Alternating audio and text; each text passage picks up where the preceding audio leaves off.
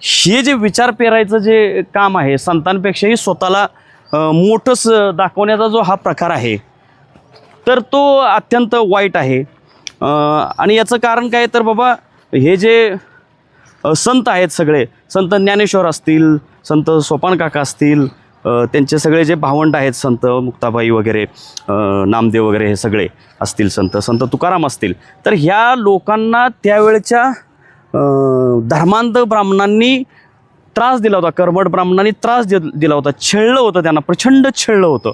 आणि आता जे हे जे घुसखोरी केलेली आहे, पोस्टरवरची घुसखोरी असेल, वारीतली घुसखोरी असेल, मग तो संग्राम भंडारी असेल किंवा संभाजी भिडे असतील, तर मुळात संत तुकारामांच्या बरोबरीने ह्या दोघांचे फोटो लावणे योग्य आहे का? किंवा संत सोपान काकांच्या बरोबरीने असे फोटो लावणं योग्य आहे का? या फोटोमध्ये तर सोपान काकांना छोटं दाखवलंय.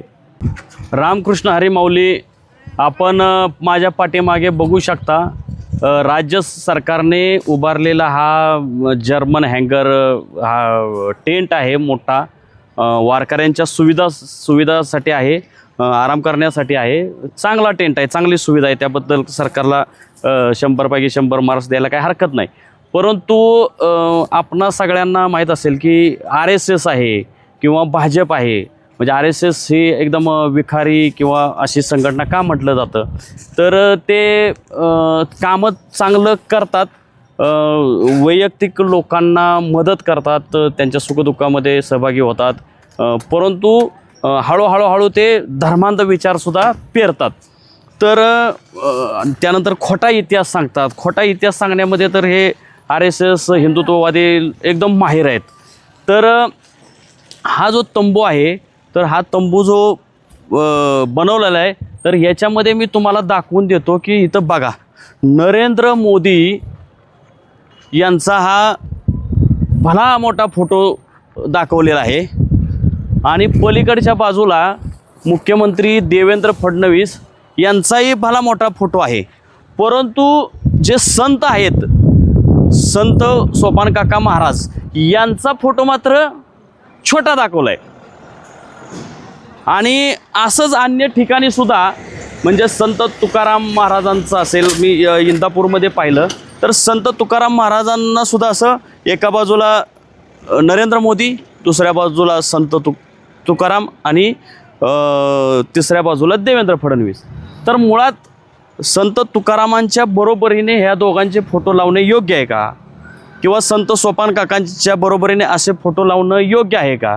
या फोटोमध्ये तर सोपान काकांना छोटं दाखवलंय. दुसरं इकडं तुम्ही बघा, हे जे नरेंद्र मोदी आहेत, तर नरेंद्र मोदींच्या गळ्यात तुळशीच्या माळा दाखवलेल्या आहेत, हातात विणा आहे, दुसऱ्या हातात चिपळे आहेत, आणि खाली माझ्या आणखी एक फोटो आहे, तो बहुधा सनसरमधला आहे. त्या फोटोमध्ये तर पायामध्ये बूट दाखवले होते. आता मी अकलूजमध्ये आहे, इथं ते बूट कापले गेलेले आहेत, परंतु तिथं ते पायामध्ये बूटसुद्धा होते. ते मी तुम्हाला स्क्रीनवर तो फोटो व्हिडिओसुद्धा मी दाखवतो.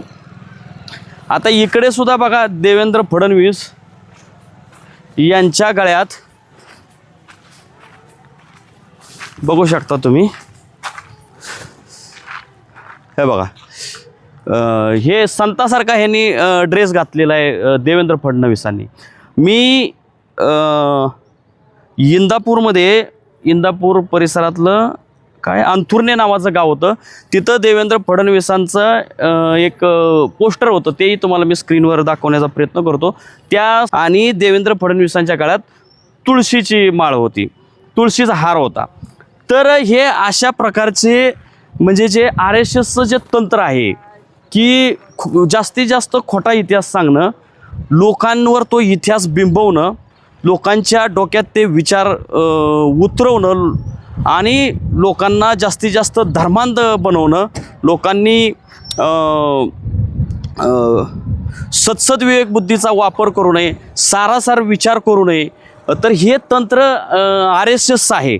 आणि त्यांच्या ज्या संघटना आहेत, उपसंघटना, जसं की विश्व हिंदू परिषद असेल, बजरंग दल असेल, किंवा ते वनवासी कल्याण आश्रम असेल, तर हे लोक तळागाळामध्ये जाऊन हे विचार पेरत असतात. तर भाजप जी संघटना आहे, राजकीय संघटना, ही RSSचीच एक शाखा आहे. जसे अन्य त्यांच्या 25-50 संघटना असतील तशीच ही एक संघटना आहे.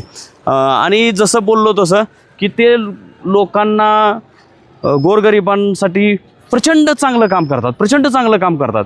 त्यामुळे लोक त्यांच्यावर विश्वास ठेवायला लागतात. आणि एकदा का विश्वास ठेवला की मग त्याला ते धर्मांध बनवून टाकतात. तर आता इथंही तुम्ही हे जे वारकरी आहेत तर यांना चांगली सुविधा दिलेल्या आहेत, त्यामुळं लोक खुश होतील. परंतु हे जे विचार पेरायचं जे काम आहे, संतांपेक्षाही स्वतःला मोठंच दाखवण्याचा जो हा प्रकार आहे, तर तो अत्यंत वाईट आहे. आणि याचं कारण काय तर बाबा, हे जे संत आहेत, सगळे संत ज्ञानेश्वर असतील, संत सोपान काका असतील, त्यांचे सगळे जे भावंड आहेत, संत मुक्ताबाई वगैरे, नामदेव वगैरे, हे सगळे असतील, संत तुकाराम असतील, तर ह्या लोकांना त्यावेळच्या धर्मांध ब्राह्मणांनी त्रास दिला होता. कर्मठ ब्राह्मणांनी त्रास दिला होता, छळलं होतं, त्यांना प्रचंड छळलं होतं.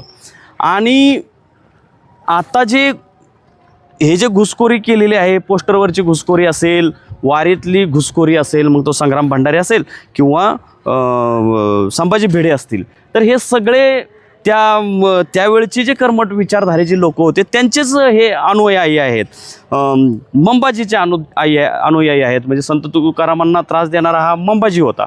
तर हे लोक त्यावेळच्या कर्मठांनी ज्या त्रास दिला, त्याच कर्मठांनी ह्या दिंडीमध्ये अशा प्रकारे घुसखोरी केलेली आहे. आणि सुविधांच्या नावाखाली हे घुसखोरी करत आहेत. म्हणजे आम्ही लोकांना सुविधा देतो, आम्ही जनतेला सुविधा देतो.